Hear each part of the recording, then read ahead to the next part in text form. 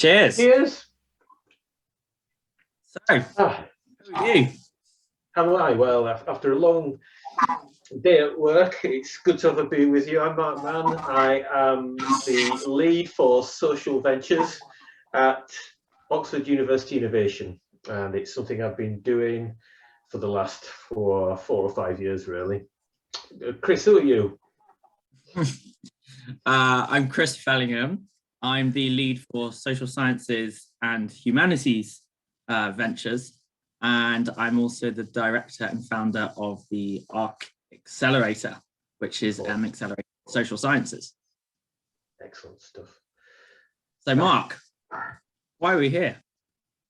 Well, we've been doing an awful lot of new stuff, haven't we, Chris? You've been doing your stuff, I've been doing our stuff, and we have often, over the last few weeks and months, been having beers like this, and we thought, actually, wouldn't everybody else like to find out what we're up to?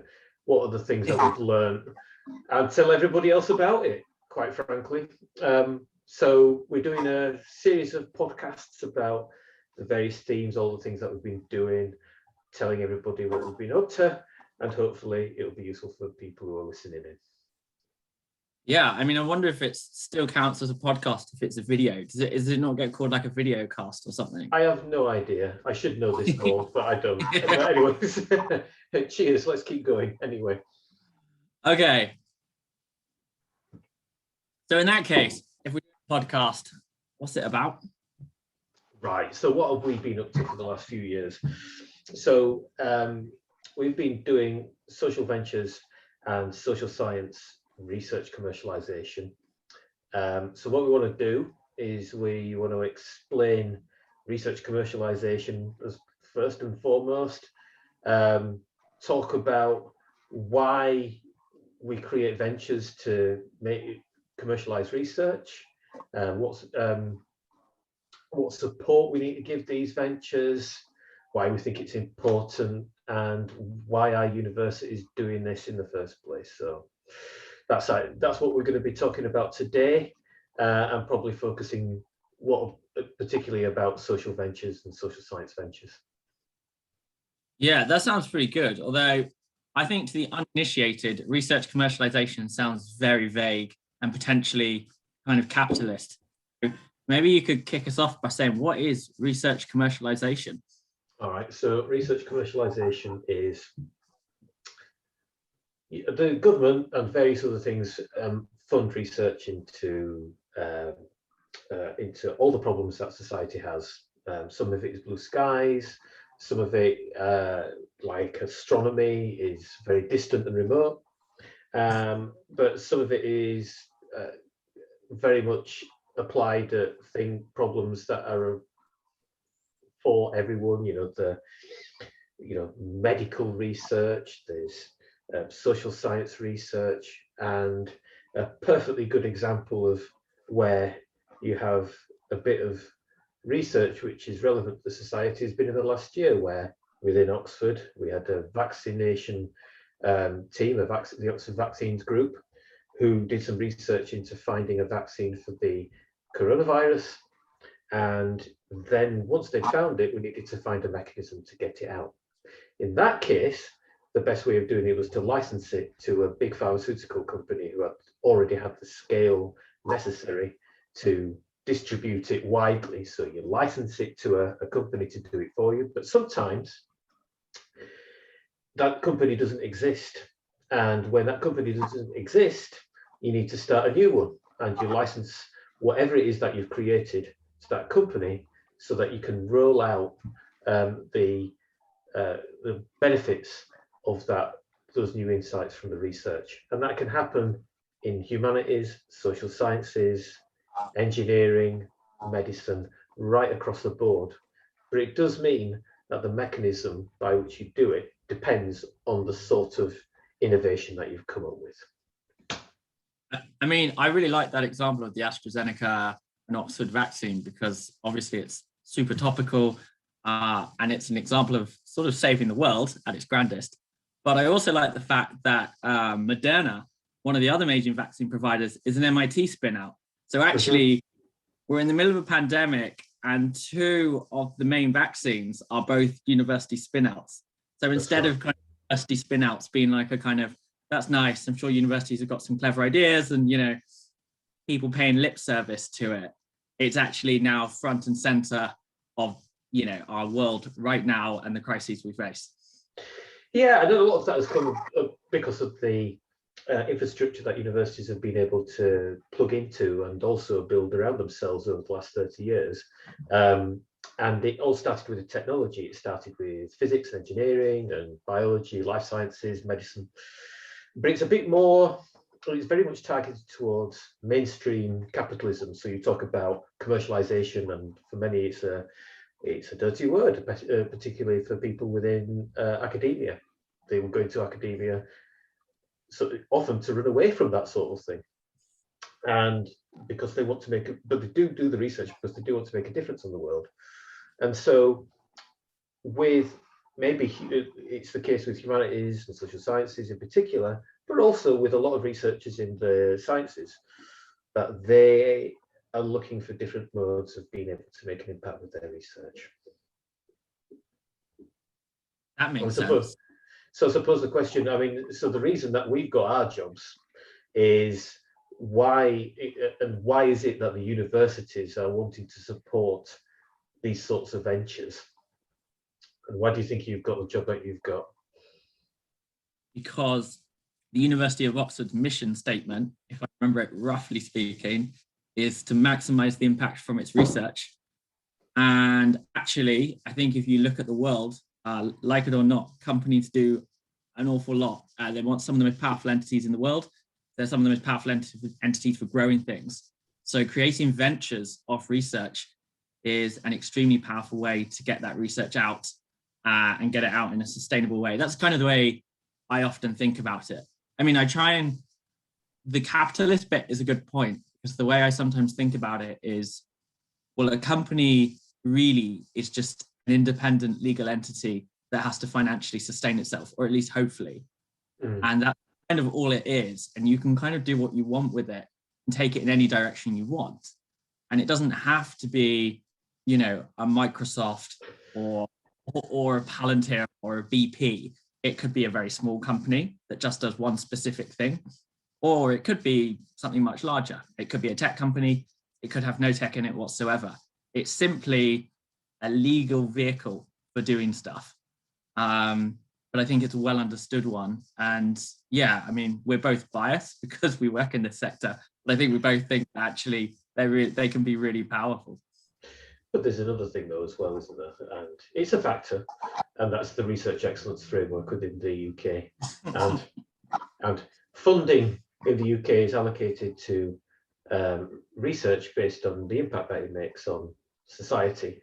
And increasingly, we're needing to demonstrate the breadth of the impact of that research. And so, yes, we've been able to demonstrate impact from medicines and from technology, but also social sciences and humanities are needing to do that as well. And so, you know, commercialization is one of the many routes that can be used to widen that impact. Well, that actually brings us on quite neatly then, because we've mentioned two types of ventures. Essentially, we said social ventures and social science and humanities ventures. I'll lump those two together because our job titles put them together. What is a social venture and how does it differ from any other kind of venture? Okay, so a normal venture, let's go for a normal venture first, it's got articles of association, so a constitution in which it tells how the decisions of the company are made, and there are different levels of making decisions within a company. You've got your CEO, your managing director who buys the photocopier and does all the day-to-day stuff, small fees. Then you've got the board of directors, which make the more strategic directions, which happen every month or 6 weeks or so. And then you have your shareholders, and you might have an AGM or something every year where some of the big decisions are made, like, for instance, changing the name of the company and all that sort of stuff. So you've got the different tiers of management, but the whole thing is set up to retain a profit or to return a profit to the shareholders. That's what it's for. It's there to make money, and it's a mechanism of doing that. social ventures are slightly different because they have an additional part within their articles of association, which is to say that they've got to balance their the return that they make to shareholders, if they make any, with the mission statement of the company and what the purpose of the company is.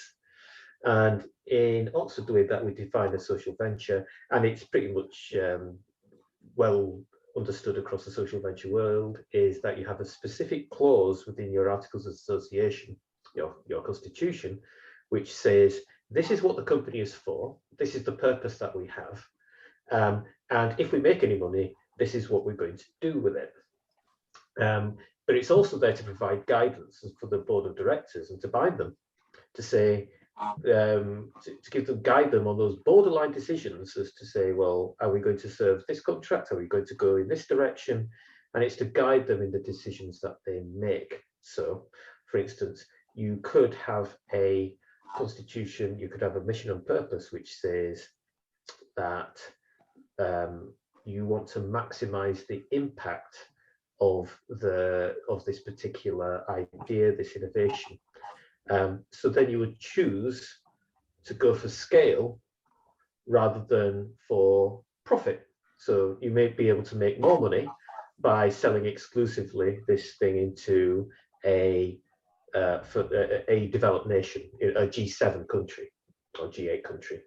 But if your constitution says, if your mission and purpose says that you should broaden its impact, then you say, well, that's not going to give us the maximum impact, and maybe we should be doing India or sub-Saharan Africa as well.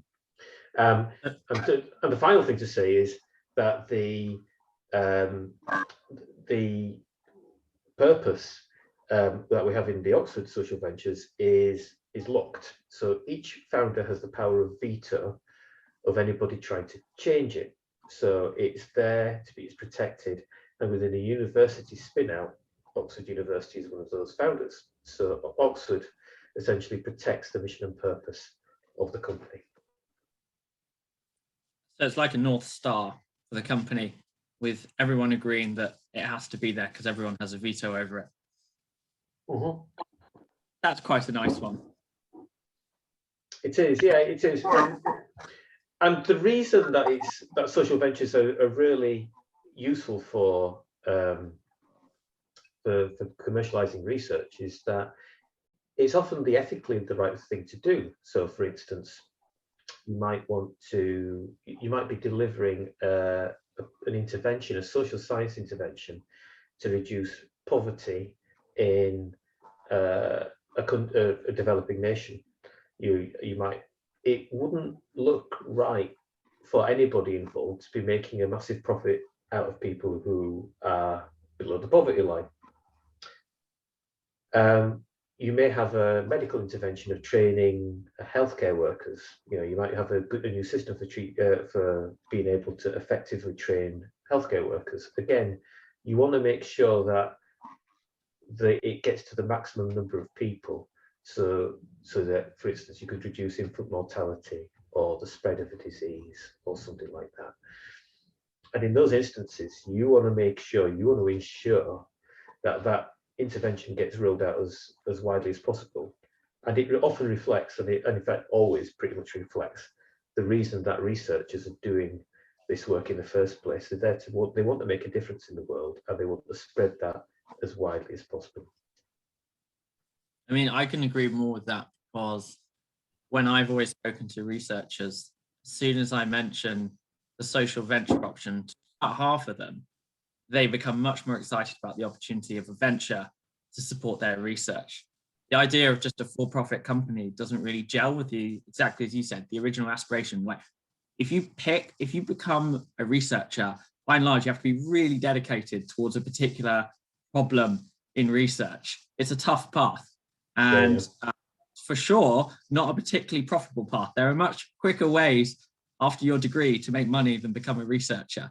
So I think definitely having a kind of a venture option that optimizes for the actual impact of the research rather than simply profit is the most effective way researchers engage with venture building. We've got to remember, though, haven't we, is that all entities, including charities, make profits. They don't call them profits in the charity sector, they call them surpluses. But if you're not actually, if you're spending more money than you've got, then you go, there's a word for that, and it's bankruptcy. And that happens whether you're a charity or whether you're ExxonMobil. You know, it doesn't make a difference. So social ventures are not companies that don't make any money, and they're not companies that don't make profit. But they are companies where you just say, well, this is the reason that we're going to make the profit, and this is what we're going to do and we're going to use that profit and push it back towards the cause when we do. So, for instance, you could put more money, any profits, back into research to improving the intervention that you've got, or or you could use that profit to scale up and do it and expand in a new country. These are the sorts of things that you can use that profit for. Or you could put it into product development. Exactly right. Yeah. So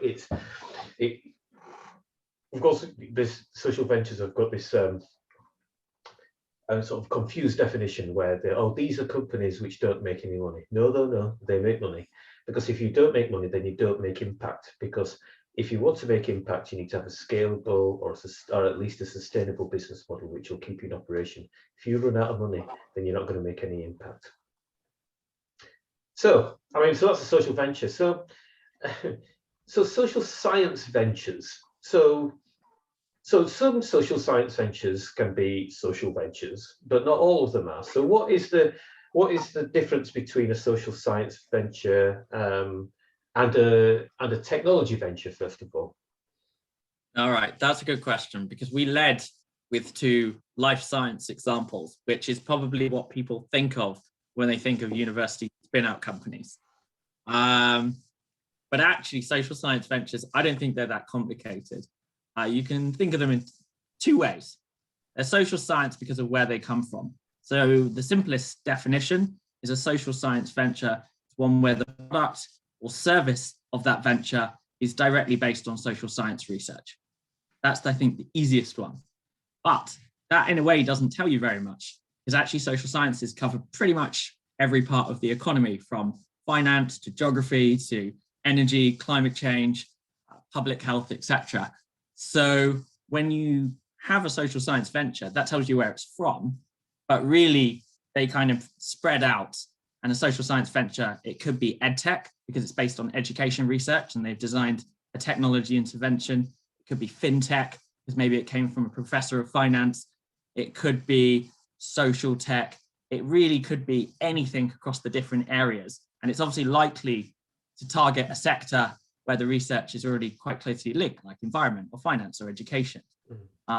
So in that sense, they cover quite a broad thing. But at root, they have social science research as their product or service.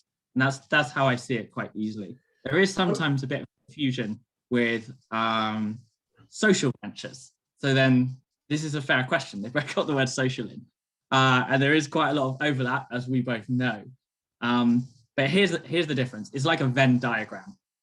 So if you are a finance professor and you come up with a fintech product, like a really great algorithm which helps a company do something, then you might just say, this is a for-profit company. I'm going to sell this to big companies. They're going to use it and they're going to pay me. And that's fine. And that's a really good use of the research. But it may also be that you have an academic whose research is more kind of philanthropically inclined. And they might say, I'm solving a really tough, health problem in sub-Saharan Africa because I study international development. And in that case, you might say, well, then a social venture, the best vehicle. Still uses social science, but the purpose is a public good, social purpose. And that's when they both come together.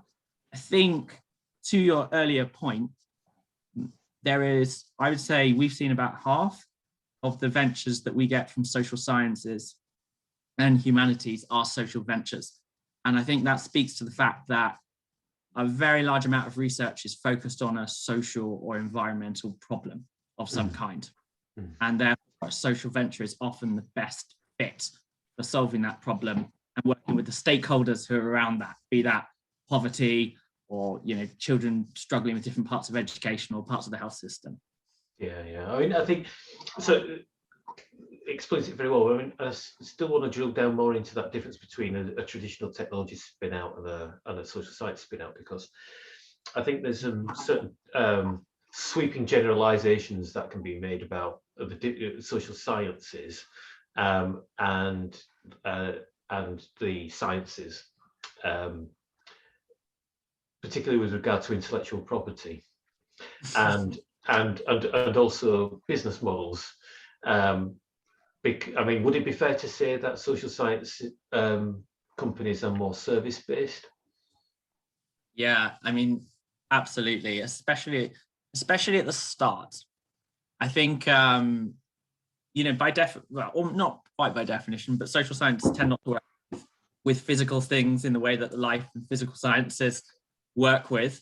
They obviously might do data. In fact, a lot of them do, but they tend to work with more frameworks and data collection and creating new theories to kind of understand things. And that means that you're not dealing with physical objects, which the patent system is kind of geared towards. Mm-hmm. That if you're commercializing it, you're probably going to at first be commercializing something which is somewhere between publications and a kind of idea in your head. And I think we've seen a lot of ventures which start out as actually quite close to consultancy businesses, where they might have a particular insight into solving a problem, be that, how to get gender inclusive policies in large organizations, or how to advise on trade or law. And it's not obvious how you create a kind of physical product or even a technology product around that, at least at the start. So what you actually do is you create a consultancy business, and then hopefully over time you pick up customers, start picking out trends and common problems and things and solutions that you use for those customers, and then slowly you start productizing it. Mm-hmm. I think here's the big thing. These kind of consultancies is sometimes seen as a kind of small fish. And there's probably sometimes a bias that, like, if it hasn't got a kind of molecule or a drug, something really kind of physical, it's never going to be that big a company. Have you heard of McKinsey? Yeah, KPMG. Yeah. Like, consultancies can be extremely powerful depending on who they serve and the size of the market that they serve.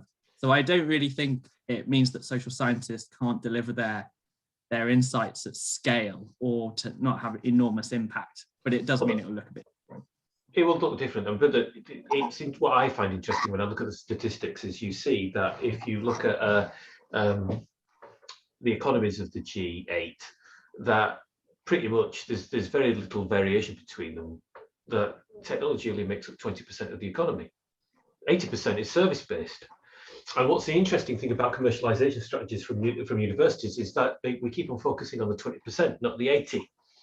And there are lots of mechanisms by which you can scale impact and scale businesses using services. And what we've been doing it for the last 50 years.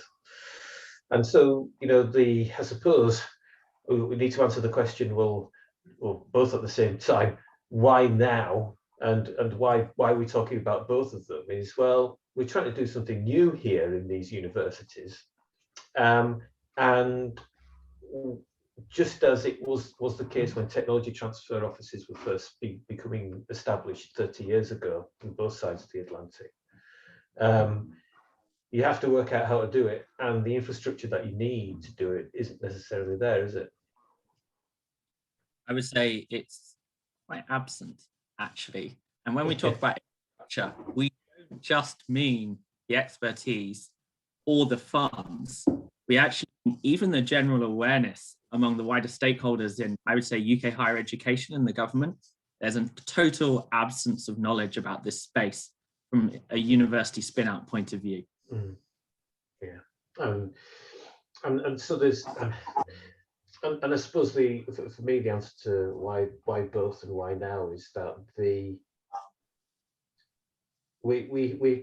lots of our university departments or universities have departments which are business schools and things like that, and they spend their time, and dare I say, they're often quite separate from the rest of the university, and the interaction between the business school and the rest of the university is minimal at best, but actually you've got an awful lot of expertise in there where they talk about business models, talk about the different ways of doing things, about realizing value and things like that.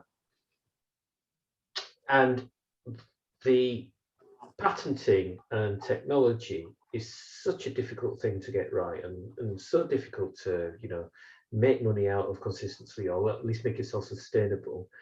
But the universities have put an awful lot of effort into making that work, which they have over the last 30 years. And because it is such a strange thing to do, I actually feel like they're missing the easy bit. I mean, there are some of the complications that you get with technology and commercialization in technology aren't necessarily there for either social ventures or for social sciences and humanities, right? But everything that's been built up around the universities has been targeted at technology. And so we need to talk about the sorts of things that are required in order to make the rest of it work. Yeah, absolutely. I mean, I also think that sometimes there's too much effort to make social science, humanities, and social ventures, all three, go down a route. And that's not sometimes unreasonable, because a lot of the funders, especially in the investment space, do want to see a big scalable tech to the product or service. But I actually think they're missing a trick here. I don't disagree that technology can be really scalable, and ultimately it could be a really good outcome. But I think when they're at that really nascent stage of commercialization, like they've just launched their company, there's a whole discovery period that they need to go on, where they need to work out, what the product really is going to be, exactly which problem and which bits they might want to scale. And forcing them down a tech path before they've really gone through that just seems like you're cutting out the potential options that they've got and forcing a model on them before they're ready. I know, and it's scary, isn't it? Because actually, with a lot of these interventions that you see in social sciences, a spreadsheet's enough, isn't it?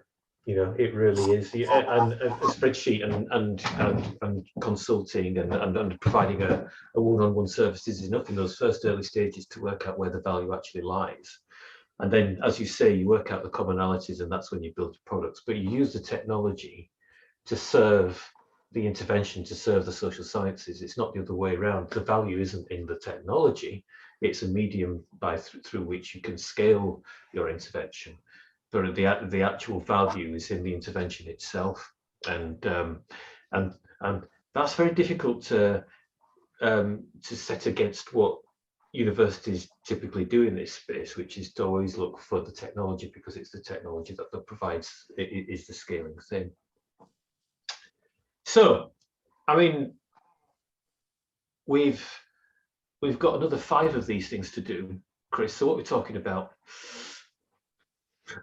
Well, the next one we're gonna talk about Impact 12. So yes. This is our. So maybe Mark, in one elevator pitch, tell us what Impact 12 is before the full episode next week. Social ventures are a burgeoning market. Social impact investing is a burgeoning thing.